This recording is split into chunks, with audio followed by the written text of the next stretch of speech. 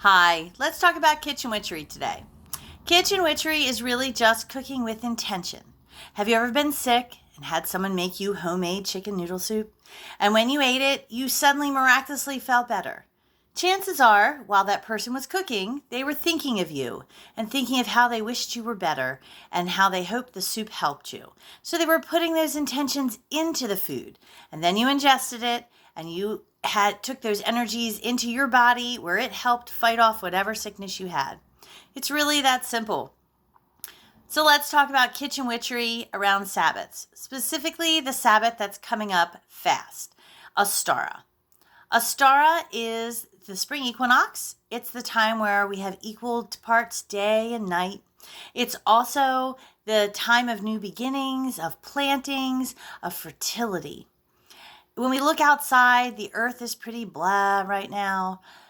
But you'll notice if you really look, there's little bits of green coming up. The birds have returned.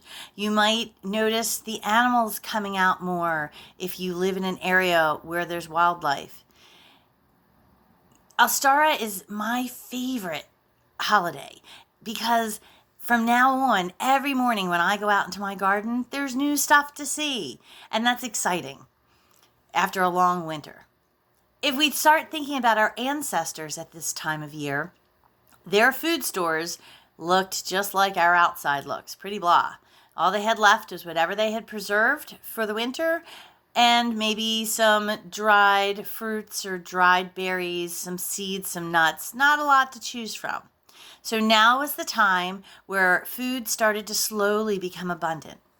They could go dig for new shoots. The rivers and streams had thawed, so the fish were returning.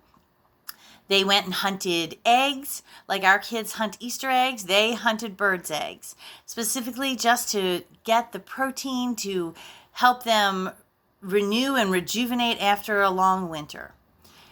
If they domesticated animals, chances are they were sheep or goat, and they had given birth by now, so there was milk available.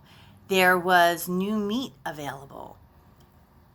When we think about an Ostara menu, we should think about our ancestors and what they had available and what the foods represent. So right now is the time where the earth is coming back to life, the sun is getting stronger. So we want to think of foods that represent that represent fertility and new life and the sun. For me, I like a light feast. So when I choose my menu items, they're going to be fairly light. But when you're building any menu, I always say start with the protein. So at this time of year, the proteins for meat eaters that represent fertility and new life would be things like chicken, duck, rabbit, lamb, fish. If you're a vegetarian, nuts and seeds, eggs, milk, all those proteins would be what you want to work into your menu. And then you want to think about what else was around. So this time of year, it's new shoots and new greens. So the best and easiest way to get those things in would be a big green salad filled with spring greens and maybe some dried fruit and maybe some seeds or nuts, and top it off with a sunny citrus vinaigrette. Or if you're not a salad eater, just think about what vegetables are abundant at this time of year. The new peas, new greens like some spinaches, lettuces, things of that nature. And of course, like I said, eggs were abundant, so there are probably 1,000,001 egg dishes you could make to add to your menu. I know for me, I'm going to have salmon with pesto and a big green salad with dried cranberries and probably some pepitos. And I'm going to make a citrus vinaigrette for it. And then I also am going to put in pomegranate seeds because for me, I really resonate with Persephone. And she is a spring goddess, but she is also queen of the underworld. And we are just coming out of that dark time. So I like to put that in there to honor her in our feast. I'm also going to make a quiche because that has lots of eggs and milk in it. It'll have spinach in it. I'll probably do some cheese in it or something of that. I'm not really sure what kind yet. It'll come together tomorrow. And then for dessert, because dessert is always important, sweet things remind us of the happy times in life.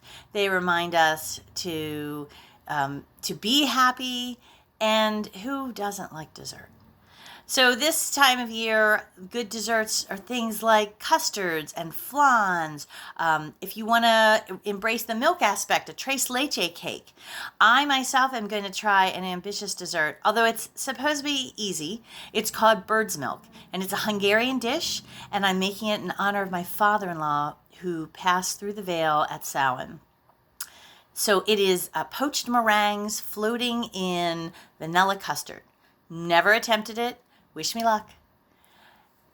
So that's about it. Just when you're cooking for a Sabbath or for any meal, really, set your intentions. My intentions for this is to, welcome the new life.